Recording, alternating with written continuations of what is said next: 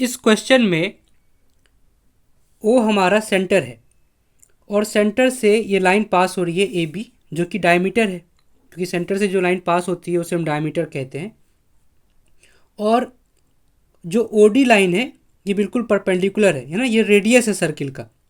हमें इसमें कुछ भी लिखने की ज़रूरत नहीं पड़ेगी क्वेश्चन में, क्योंकि ये सब कुछ दिख ही रहा है डायग्राम में। ओ सेंटर हुआ, अगर ये 90 डिग्री है तो ये मतलब ये रेडियस हुआ, क्योंकि सेंटर से जो लाइन सरकमफ्रेंस तक जाती है उसे हम रेडियस कहते हैं। ये पूरा डायमीटर है। ये एंगल हमें बताना है एक्स, ठीक है। और ये वाला भी एंगल हमें बताना है, ये और ये वाला एंगल, हमें ये दोनों एंगल बताना है, ठीक है। तो हम जानते हैं कि जो भी एंगल सर्किल के सेंटर पे बनता है सरकमफ्रेंस पे उसका आधा बनता है। सेंटर पे जो बनता है सर्किल के सर पे उसका आधा बनता है।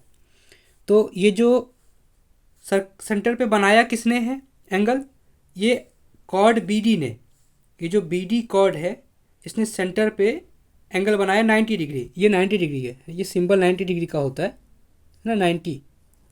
तो अगर ये कॉर्ड बी डी ने सेंटर पे 90 डिग्री का एंगल बनाया है तो इसी कॉर्ड बी डी ने दूसरा एंगल ए पे बनाया है, तो ये कितना होगा, इसका हाफ है ना। बी डी ने सेंटर पे बनाया 90 डिग्री और इसी बी डी ने एक और एंगल बनाया है, यहाँ पे दिख रहा है ना ए पे, तो वो कितना होगा, इसका आधा। इसका आधा कितना होता है, 45 डिग्री। ये 45 हो गया।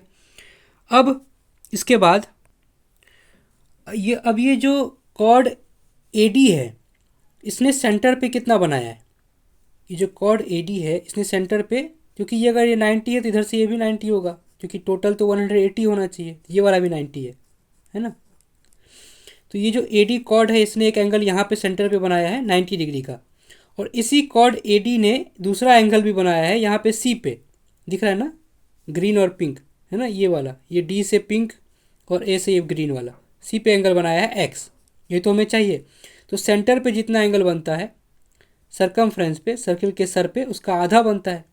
जो भी हम कोचिंग सेंटर में पढ़ते हैं हमें हमारे सर में उसका आधा ही जाता है, ऐसा हम याद रखने के लिए रख सकते हैं